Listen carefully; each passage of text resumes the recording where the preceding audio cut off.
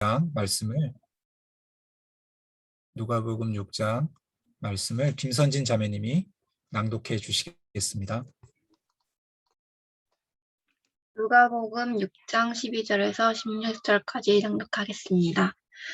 이때 예수께서 기도하시러 산으로 가사 밤이 새도록 하나님께 기도하시고 밝음에 그 제자들을 부르사 그 중에서 12를 택하여 사도로 칭하셨으니 곧 베드로라고 또 이름을 주신 시몬과 그의 동생 안드레와 야고보와 요한과 빌립과 바돌로메와 마테와 도마와 알페오의 아들 야고보와 셀롯이라는 시몬과 야고보의 아들 유다와 예수를 파는 자 될 가룟 유다라. 네, 이렇게 12제자를 택하시는 내용입니다. 네. 밤에 예수께서 산에 가서 기도하셨죠. 하나님께 의존했습니다. 제자를 선택하실 때. 무리 중에서 제자를 선택하실 때 그분은 기도하셨습니다. 그리고 주도권을 가지고 부르셨죠.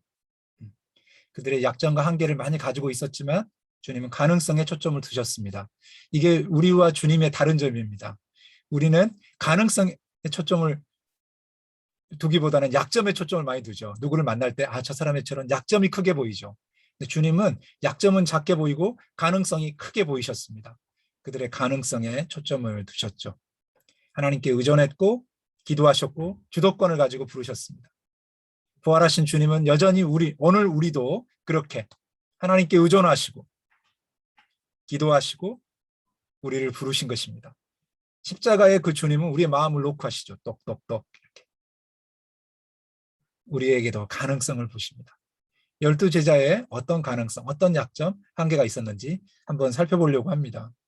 우리 주님의 제자도의 개념은 우리가 하나님을 위해 일하는 것이 아니라 하나님께서 우리를 통해 일하신다는 것입니다. 아멘. 하나님이 우리를 통해서 일하신다. 제자도는 선택의 문제가 아닙니다. 예수님은 누구든지 나를 따라오려거든 그는 반드시 나를 뒤따라야 한다고 말씀하십니다. 그 12제자의 특징 중에 하나는 순종했다라는 것입니다. 즉각적으로 순종했습니다. 예수님을 따른다는 것은 그분을 닮고 싶은 사람들입니다. 그분의 마음, 그분의 방식으로 일하고 싶은 사람들입니다. 주님께 다가선 사람들에게 은혜를 주셨죠. 그리고 다가올 수 없는 사람들에게 찾아가시는 사랑을 보여주셨죠. 그런 것을 담는 사람입니다. 우리 포도나무 교회 형제자매들 한 사람 한 사람이 다가섬을 통해 누리는 은혜를 경험할 수 있기를 축복합니다. 그리고 누군가에게 찾아가서 그리스도의 사랑을 지극히 크신 능력을 나타내는 주님의 일하심을 같이 경험할 수 있기를 소망합니다. 주님께 의존하는 사람들, 주님과 동행하는 사람들이 주님을 따르는 사람들이죠. 오늘 12명을 살펴보려고 합니다. 12명 중에 이름에 이렇게 마음에 확 떠오르는 사람이 누가 있습니까? 네, 베드로 딱 떠오르죠. 베드로. 베드로 하면 갑자기 딱 떠오르는 사람이 안드레 떠오르고 야고보, 요한, 그리고 도마 정도, 그리고 가룟 유다 이렇게 중간에 또 누가 있는지도 잘 기억이 안 나요. 뭘 했지? 생각도 안 납니다. 그래서 12명을 한번 살펴볼 텐데요. 먼저 시몬 베드로 한번 생각해 보시겠습니까? 시몬 베드로 뭐가 떠오르세요? 12제자 사람들을 대표하고 대변인 역할을 했죠. 예수님이 시몬에게 별명을 하나 지어줬어요. 베드로라고. 베드로라는 뜻은 바위, 돌이라는 의미예요. 반석이라는 의미예요. 견고하다. 이렇게. 베드로야 너는 견고해. 근데 그 실제 이 별명을 지음 받을 때 베드로의 상태는 뭐냐면 굉장히 충동적이고 또 동요하는 모습을 자주 보여줘요. 이랬다 저랬다 해요. 또 그 인생의 막다른 골목에서 예수님이 죽음 앞에서 아주 직면에 있을 때 예수님을 안다는 것을 부인하고 조주까지 하죠. 근데 주님은 그에게 별명을 붙여줬어요. 너는 반석이야. 그는 충동적이고 흔들리고 그렇지만 주님은 먼저 별명을 지어줬어요. 그러니까 베드로는 이런 고백을 한 사람이죠. 최초로 예수님을 주님으로 고백한 사람이에요.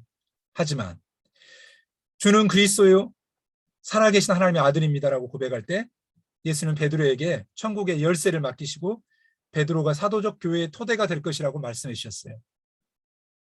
그러니까 예수님은 분명 베드로 안에서 큰 잠재력을 장차 주님께서 베드로 안에서 베드로를 통해서 어떤 일을 하실 것인지를 내다보셨다고 볼 수 있습니다. 주님은 큰 그림을 가지고 계십니다.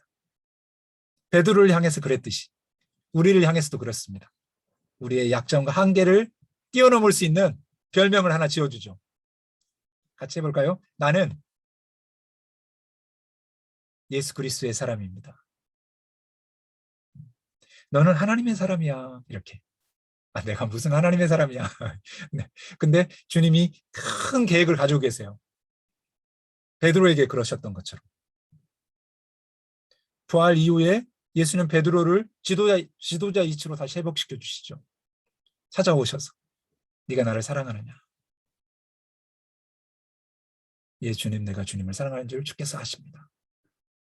그랬을 때 그는 성령을 체험하게 되고 그 이후에 주님의 양들을 먹이는 사도행전의 기적의 주인공이 되죠.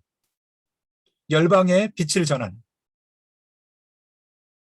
오직 성령이 너희에게 임하시면 너희가 권능을 받고 예루살렘과 온 유대와 사마리아와 땅끝까지를 내 증인이 되리라.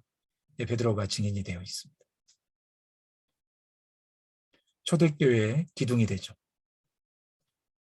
자, 안드레에게로 가볼까요? 안드레는 시몬과 함께 예수님께 부름을 받았습니다. 안드레와 베드로는 벳세다 사람이고 가버나움에서 고기 잡는 일을 하고 있었습니다. 요한복음에서 안드레가 원래 세례 요한의 제자였다고 말합니다. 세례 요한이 예수님을 가리키면서 하나님의 어린 양이라 하자 안드레가 예수님을 따르게 되었습니다. 세례 요한의 소개로 안드레는 예수님을 따랐고 안드레가 그의 형제 시몬에게 예수님을 만나도록 데려왔습니다. 내가 메시아를 만났다. 이렇게. 그러니까 안드레의 특징은 자기 가까운 사람들을 예수님께로 초대하는 특징이 있어요. 벳세다 사람이었는데 벳세다 사람들 또 헬라파 사람들을 주님께로 데려옵니다. 빌립과 함께 예수님을 뵙고자 하는 헬라인 무리를 데려오죠. 예수님께 이렇게 소개한 그런 역할을 합니다. 그리고 안드레는 뭐 이렇게 특별하게 이름이 자주 언급되지는 않습니다. 자, 세 번째, 어부 형제인 야고보와 요한이 나오죠. 그러니까 베드로와 야고보와 요한은 수제자 집단입니다. 베드로와 야고보와 요한. 안드레는 그 측근에 있습니다. 야이로의 딸을 살리실 때 야고보와 요한과 베드로만 데리고 들어가셨죠. 변화산에서, 겟세마네 동산에서 따로 기도하실 때 특별히 베드로와 야고보 요한을 가까이 두셨습니다. 예수님의 마음의 기도, 그 토로하는 그런 모든 것을 경험하게 해주셨어요. 야고보와 요한은 베드로와 안드레와 함께 고기 잡는 일을 하다가 예수님을 따르라는 부르심을 받았습니다. 그러니까 좋은 동료들이 거기 가까이 있어요. 이렇게 안드레, 베드로, 야고보와 요한, 그리고 베세다 사람들, 빌립, 헬라파 사람들 이렇게 서로 연결되어 있습니다. 근데 또 재밌는 것은 야고보와 요한에게 별명을 하나 지어줬어요. 요한복음에 보면 보아너게다 이렇게. 보아너게는 우레의 아들, 이렇게. 벼락이다 이렇게 한 거예요. 그러니까 저 사마리아 사람들이 이렇게 길을 안 터주자 배고프게 하여튼 그러니까는 죽여버립시다 이렇게 말하는 사람이에요. 벼락을 차가지고. 격분하기 쉬운 성격이었죠. 근데 이 사람들이요 예수님을 만나고 완전히 달라져요. 야고보는 사도행전에 보면 헤롯 아그리빠에게 잡혀서 최초의 사도 순교자가 됩니다. 벼락을 쳐서 쟤들을 멸하게 해주세요. 이렇게 하면서 막 반항하고 막 이렇게 소리 지르는 게 아니라 부활하신 주님을 만난 다음에는 한 마리 어린 양처럼 죽임을 당합니다. 불꽃처럼 사라지죠. 최초의 순교자가 됩니다. 막 도망칠 것 같은데 이렇게 막 재빠를 것 같은데 요한은 아주 오래 살았죠. 오래 살아가면서 형제 야고보는 최초의 순교자였지만 그는 오랫동안 살아가면서 요한복음, 요한 1, 2, 3서, 요한계시록을 통해서 하나님의 사랑을 증거해 주죠. 생명의 기쁨, 믿음의 역사에 대해서 또 기쁨에 대해서 예수를 믿는다는 열매가 뭔지 교회의 승리에 대해서 증언해 줍니다. 사랑의 사도라고 하죠. 서로 사랑하라. 이 메시지를 들려주었습니다. 제자는 어떤 사람인가? 사랑하는 사람이다. 주님 안에 거하는 사람이다. 열매 맺는 사람이 제자다. 이렇게 명확하게 설명해 주고 있습니다. 같이 해볼까요? 주님 안에 거하는 사람이 제자입니다. 열매 맺는 사람이 제자입니다. 서로 사랑하는 사람이 제자입니다. 예, 그렇습니다. 요한을 통해서 우리에게 들려준 제자는 어떤 사람이어야 되는가? 그분 안에 거해야 된다. 서로 사랑해야 된다. 그리고 열매 맺음을 통해서 그가 제자됨이 드러난다라고 이야기하고 있습니다. 자, 이제 6번째 제자 빌립에게로 가보죠. 빌립. 요한복음에 따르면 빌립은 베드로와 안드레처럼 베세다 출신이고 후에 나다나엘을 소개한 사람입니다. 빌립은요. 그러니까 요한복음 몇 장면 안 나와요. 빌립은. 그리고 바돌로메가 나옵니다. 이제 7번째 제자. 돌로메의 아들, 개인의 이름이기보다는 아버지의 이름을 딴 것입니다. 많은 사람들은 이 사람을 나다나엘과 동일인으로 봅니다. 바돌로메를요. 여러 있어요. 그러니까 명확하지 않아요. 바돌로메. 그냥 아버지의 이름을 따서 바돌로메. 돌로메의 아들 이런 거예요. 네. 나다나엘과. 그러니까 이렇게 정확하게 이 사람이 누구인지를 명확하게 어떤 사람인지를 막 설명해 주고 있지는 않습니다. 그 다음에 이제 8번째 제자 레이 마테가 나오죠. 세리 마테. 평판이 별로 좋지 않았죠. 반역하는 사람, 죄인. 근데 그는 예수님을 만났고 예수님을 따르게 되었고 다른 세리와 죄인들의 예수님을 소개하는 잔치에 초대하는 그런 역할을 하죠. 그리고 마태복음의 저자가 됩니다. 9번째 디두모 쌍둥이라고 알려진 도마가 나옵니다. 도마. 우리가 잘 아는 디두모라고도 하고 도마. 부활을 의심했다. 나는 봐야 된다. 만져봐야 된다. 이렇게. 그래서 우리도 그런 의심을 할 수 있고 생각을 할 수 있는 거죠. 난 주님을 경험하기 전까지는 난 못 믿겠다. 주님 역사해 주십시오. 이렇게 말할 수 있는 거죠. 나는 좀 경험해야 되겠습니다. 그리고 이제 교회 전통에 하면 도마는 후에 동쪽으로 가서 인도 복음화에 이렇게 힘썼다. 이렇게 이런 이야기들을 전설처럼 전해지죠. 그리고 더 이렇게 조금 황당무계한 전설은 도마가 가야에도 왔다. 그런 말도 있고요. 그래서 용주에 방문했다. 그러니까 그래서 도마상이 있어요. 용주에 그런 하여튼 전설 같은 이야기가 있습니다. 도마가 오지 않았더라도 도마의 제자가 이렇게 우리나라에 방문했을 거다라는 그런 전설 같은 이야기가 있습니다. 자, 마가와 마태는 이제 시몬, 그러니까 이제 10번째 제자 가나안인 시몬. 근데 이제 이거는 좀 열심 있는 사람이라는 뜻에서 나온 말이고 혹시 잘못 번역했을 수 있다. 이렇게 합니다. 젤롯을 가나안인이라고 잘못 번역했을 것이다. 이렇게 말하기도 합니다. 셀롯이라는 시몬, 젤롯은 뭐냐면 종교적 열심을 가진 사람들이에요. 유대 전쟁 동안 애국적 열정을 가진 사람. 이런 거예요. 혁명당이에요. 혁명당. 그러니까 이 혁명당은 누구랑 잘 안 어울리냐면 세리랑 아주 이렇게 상극이에요. 세리 마테와 젤롯 시몬은 이렇게 서로 이렇게 교제하고 싶지 않은 친구들이에요. 근데 둘이 섞여 있습니다. 그 정도로만 나옵니다. 그다음에 다데오, 야곱의 아들 유다 이렇게 누가복음에는 불려지는데요. 그가 누구인지는 잘 나오질 않아요.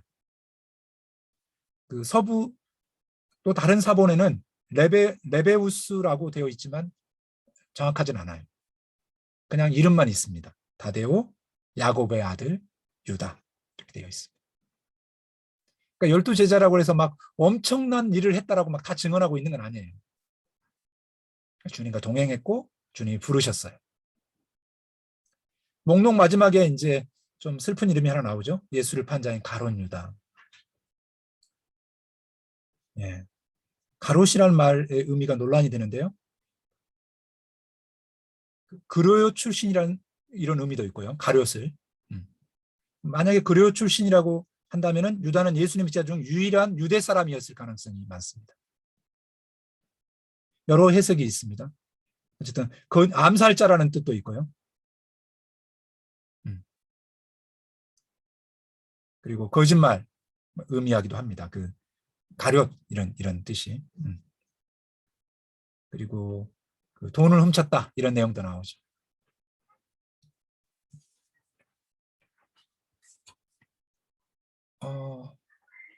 아주 매력적인 사람도 있지만 어떻게 유다가 포함됐냐 이렇게 생각할 수 있죠.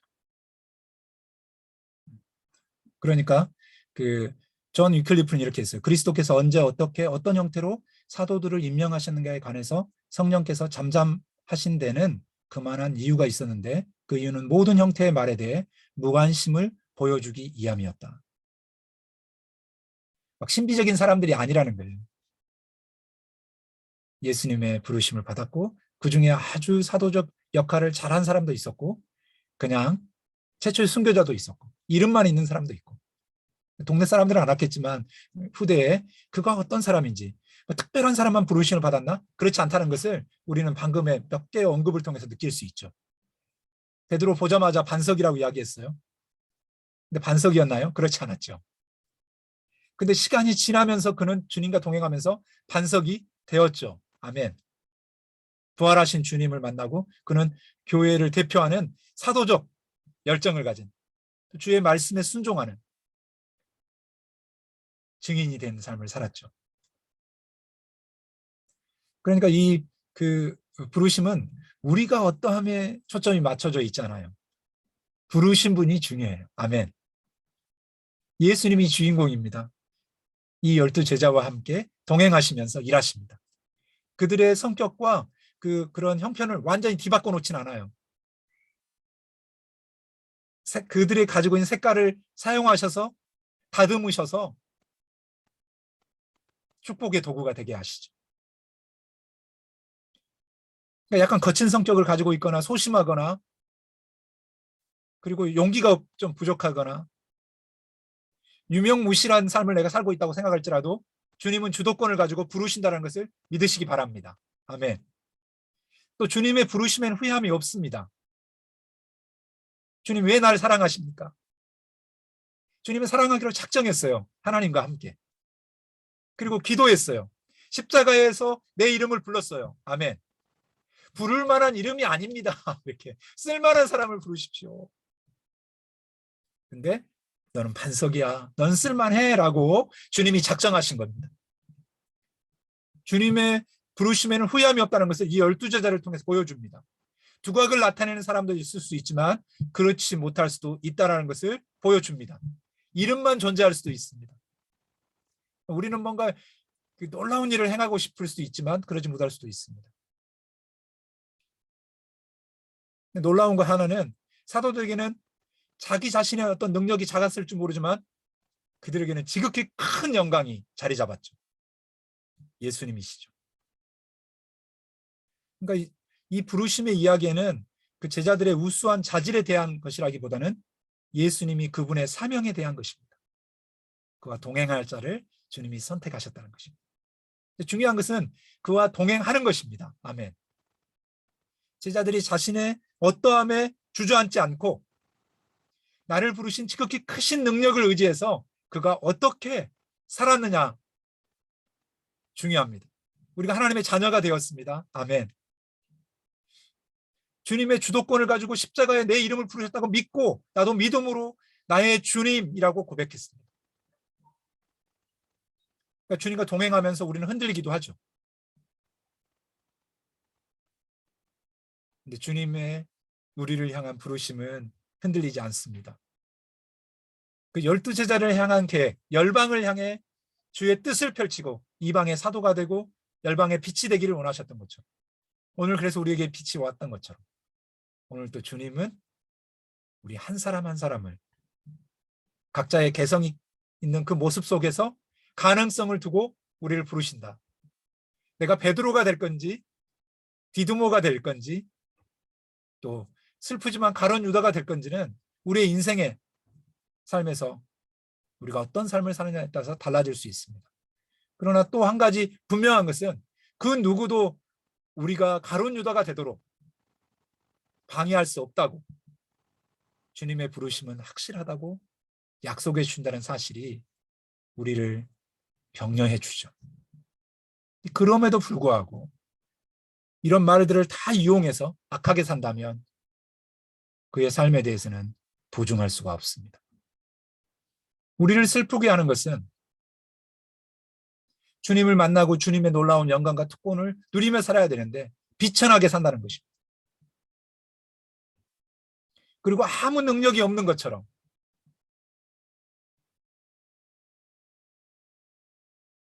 살아간다는 게 우리를 비참하게 만듭니다. 주의 지극히 크신 영광을 경험했음에도 불구하고 눈앞에 보이는 돈과 유혹과 권력에 잠식당한다는 것입니다. 이런 기독교 교회의 역사를 통해서 너무너무 슬픈 것들을 보았습니다. 천주교가 그랬고요. 지금 우리 개신교가 그런 슬픈 길을 가고 있습니다. 중세를 보면서 어떻게 교회가 저럴 수가 있는가 말했는데 오늘 우리 교회가 그런 일들을 썩어 있는 모습.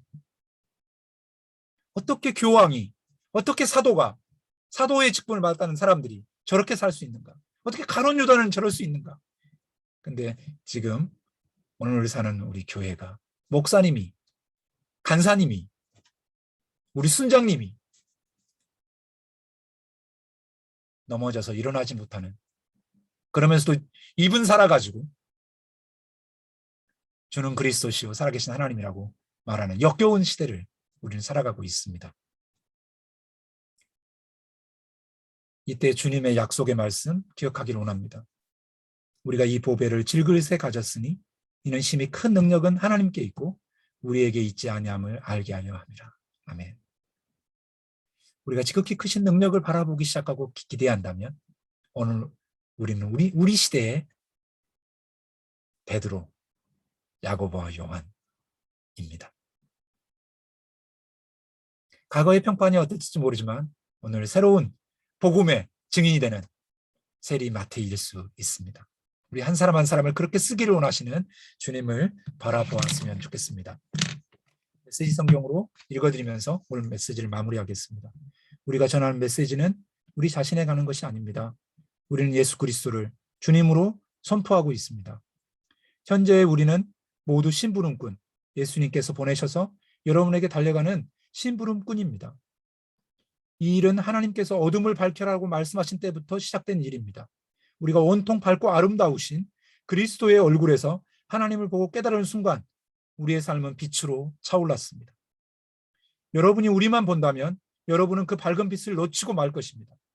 우리는 이 귀중한 메시지를 우리 일상의 삶이라는 수수한 질그릇에 담아 가지고 다니기 때문입니다. 그것은 어느 누구도 비할 데 없는 하나님의 능력을 우리의 능력으로 혼동하지 않게 하려는 것입니다. 그리고 뒤에 이제 고린도후서에 보면은 우리에게 고난이 있습니다. 그렇지만 주님 우리를 보호하시고 우리를 반드시 지키실 것입니다. 이렇게 이야기하고 있습니다. 수수한 질그릇에 지극히 크신 능력을 담아주신 그분을 자랑하는 우리가 될 수 있기를 원합니다. 우리는 깨지기 쉬운 수수한 질그릇.